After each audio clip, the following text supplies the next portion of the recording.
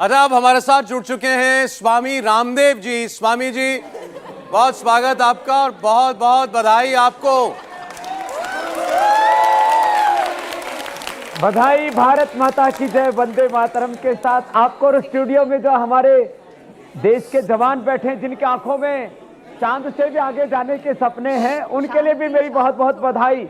और इसमें मैं खास कहना चाहूंगा, इसरो में मातृशक्ति की भी बराबर की भूमिका है, तो देश की मातृशक्ति को भी, जो मातृभूमि की वंदना में भारत माता की जय में जिनका योगदान है, एक बार उनके लिए भी अभिनंदन हो जाए। बाकी हमारे इसरो के वैज्ञानिकों के लिए जिन्होंने रात दिन एक एक सांस इसके लिए जिया, जैसे हमारे साइंटिस्ट कह रहे थे, उठते बैठते खाते पीते सोते जागते जो इसके लिए जी रहे थे। 140 करोड़ लोगों का संकल्प आज पूरा हुआ है, सबका सीना गर्व से तना हुआ। हिंदुस्तान ने इतिहास रचा है और अब चांद के भी आगे जाने की बारी है। भारत का महाशक्ति के रूप में उदय का ये प्रथम चरण है और अब भारत, जैसे मोदी साहब ने कहा, अब चांद पर विजय के बाद पूरे ब्रह्मांड में विजय की यात्रा के ऊपर भारत निकलेगा। ये बहुत गौरव का क्षण है। एक बार जोर से हो जाए भारत माता की। तो आपने पूरा जो यात्रा थी अंत की चंद्रयान की, वो देखी आपने? जब विक्रम लैंडर उतर रहा था, जो इसरो से तस्वीरें आ रही थी, स्वामी जी लाइव देख रहे थे? पूरी यात्रा का साक्षी होने का यह जो सौभाग्य मिला है, यह कभी आंखों से विस्मृत नहीं हो सकता। और हमें अपने अपने हिस्से के आज एक यह भी जिम्मेदारी लेनी है कि शिक्षा में, स्वास्थ्य में, विज्ञान में, तकनीकी में, अर्थ जगत में, राजनीति में, समाज में, विभिन्न जीवन के जो आयाम है, वहां हमें भी ऐसे इतिहास रच करके भारत को अब 2047 तक सभी क्षेत्रों में विश्व की महाशक्ति के रूप में खड़ा कर ही देना है। पूरी दुनिया को पिछाड़ करके, किसी का बुरा करके नहीं, सबका भला करते हुए हम आगे बढ़ेंगे।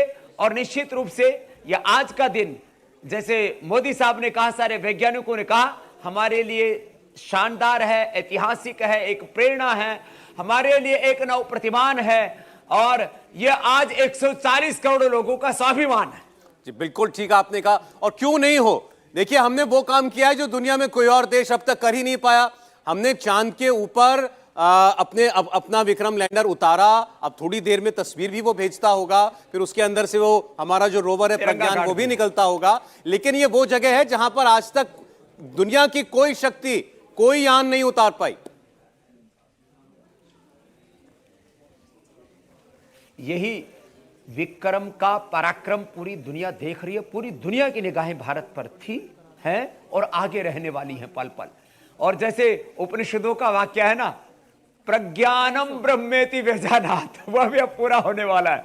ये जो ज्ञान और विज्ञान से भी परे जो प्रज्ञान है, ये भी मैं कहूंगा एक सनातन का एक गौरवपूर्ण शब्द चुना। ये सनातन का गौरव काल है। अब आत्मग्लानि और कंठाओं से बाहर निकल करके भारत का तिरंगा पूरी दुनिया में फहरेगा।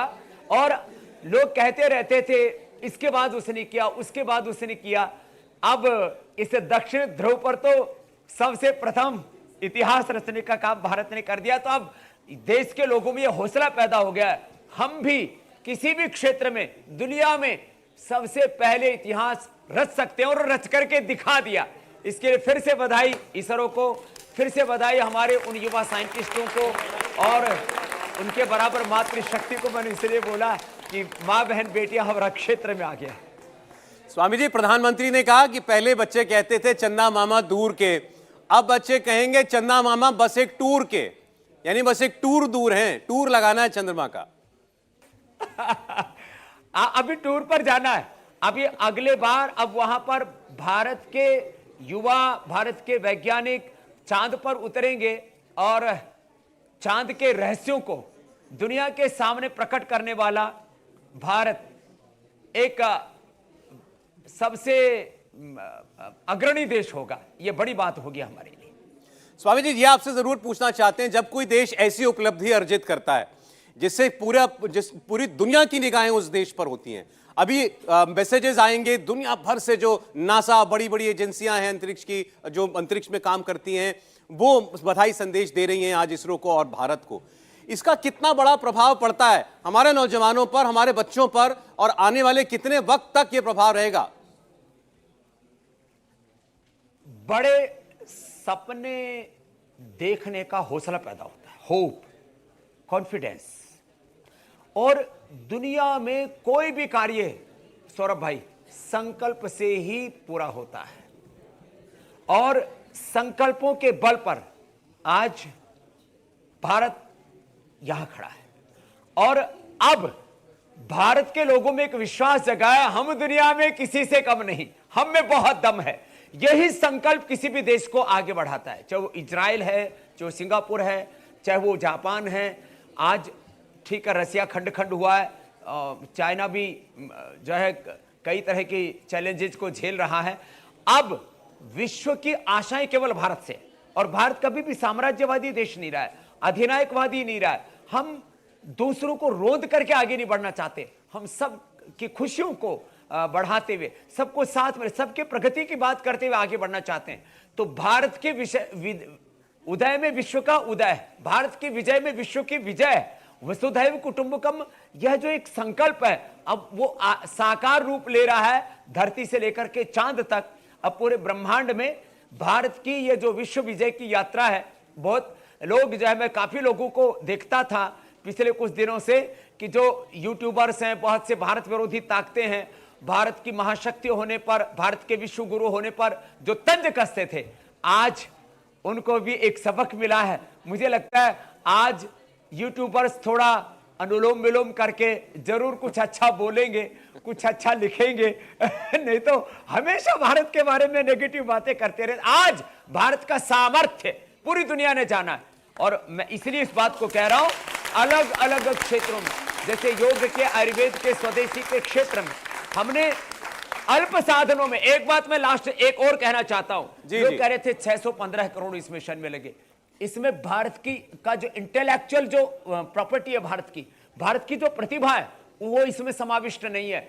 आज ये 615 करोड़ का नहीं, ये 6 लाख करोड़ नहीं, इसकी कोई बिलियन ट्रिलियन में भी कोई वैल्यू नहीं कर सकता। वो मिशन कामयाब हुआ है, इसे इसको 615 करोड़ से आकर के कभी मत देखना।